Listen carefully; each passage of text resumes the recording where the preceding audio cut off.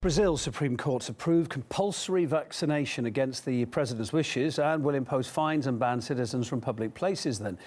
Amid widespread confusion in the country, though, the Supreme Court Justice tried then to clarify what compulsory means. Every Brazilian will have the obligation to be vaccinated, which does not mean they can be forced to take the vaccine. Compulsory does not mean that.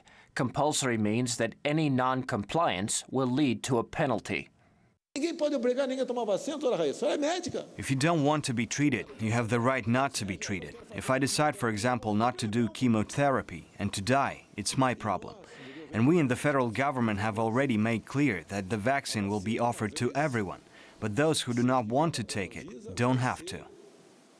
The country is suffering a spike in COVID cases. Brazil is the second worst hit country in the world behind the US, reporting more than 800 deaths from the virus on Friday alone.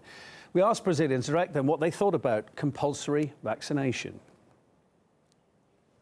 I agree with vaccination being mandatory because Brazilians are not aware of how dangerous the virus is. How are people going to live with others without being vaccinated?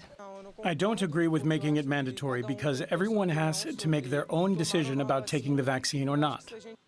I agree with the penalties because it's for the good of all humanity, to be able to go out and be at ease on the street. I agree with the COVID vaccine being mandatory for the good of the whole world.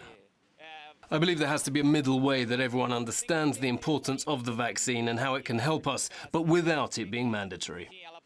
I believe taking the vaccine shouldn't be mandatory, although I also understand that in case the person doesn't take the vaccine, it could be difficult for them because it could put other people's lives at risk.